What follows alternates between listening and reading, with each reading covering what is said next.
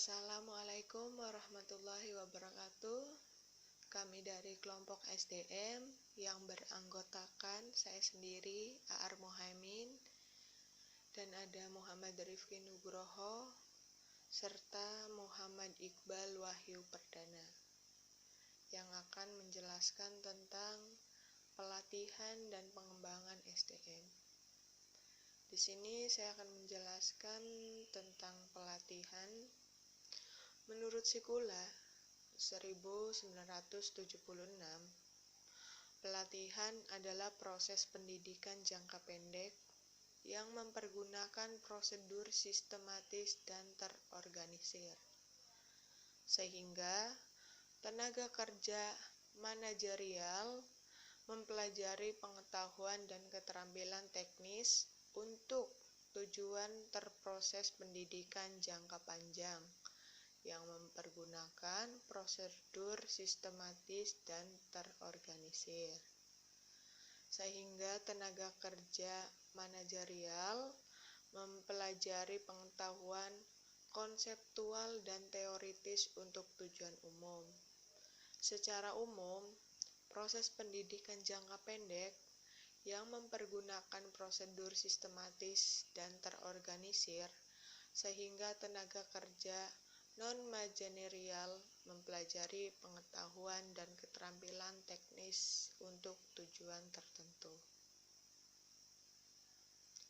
Untuk pengembangannya sendiri, proses pendidikan jangka panjang yang mempergunakan prosedur sistematis dan terorganisir, sehingga tenaga kerja manajerial mempelajari pengetahuan konseptual dan teoritis untuk tujuan umum. Tujuan pelatihan pengembangan sumber daya manusia menurut Sikula 1976. Yang pertama, meningkatkan produktivitas. Yang kedua, meningkatkan mutu. Yang ketiga, meningkatkan ketepatan dalam PPSDM. Yang keempat, meningkatkan semangat kerja. Yang kelima, menarik dan menahan tenaga kerja yang baik. Yang keenam, menjaga kesehatan dan keselamatan kerja. Yang ketujuh, menghindari keusangan. Dan yang terakhir adalah menunjang pertumbuhan pribadi. Kemudian tahap penyusunan program PPSDM. Yang pertama ada tahap 1. Tahap 1 yaitu identifikasi kebutuhan pelatihan atau studi pekerjaan. Tahap kedua, penetapan sasaran pelatihan atau pengembangan. Tahap ketiga, penempatan kriteria keberhasilan dengan alat ukurnya. Tahap keempat, penetapan metode pelatihan dan penyajiannya. Tahap kelima, percobaan dan revisi. Dan tahap yang terakhir adalah tahap keenam, yaitu implementasi dan evaluasi. Oke, lalu di sini adalah manfaatnya. Yang pertama adalah menemukan potensi karyawan. Dengan memberikan kepercayaan pada karyawan untuk mengikuti program pelatihan dan pengembangan SDM, nantinya karyawan akan terbantu mengetahui skill-skill apa yang perlu mereka kuasai. Yang kedua, keluar dari praktek lama.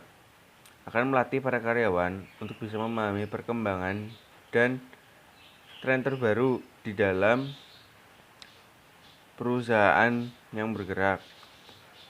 Dan yang ketiga, belajar seumur hidup. Akan menciptakan semangat dan gairah belajar di dalam diri karyawan. Mereka akan terpacu untuk terus mengembangkan diri dan belajar seumur hidupnya. Dan yang keempat, mengurangi konfrontasi dalam perusahaan.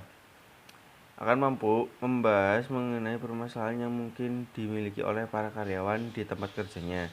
Dengan demikian, setelah pelatihan dilaksanakan, mereka bisa mempraktekkan cara mengatasi permasalahan yang selama ini terjadi. Ya, yang terakhir yaitu jenis-jenis konflik yang muncul. Yang pertama adalah konflik diri. Konflik diri merupakan gangguan emosi yang terjadi dalam diri seseorang karena adanya tuntutan, keinginan, kebutuhan, harapan, pengalaman, dan lainnya. Kemudian konflik antar individu. Konflik antar individu ini muncul karena setiap individu mempunyai kebutuhan dasar psikologis, antara lain harga diri, kekuasaan, dan konsistensi. Yang terakhir yaitu konflik antar kelompok.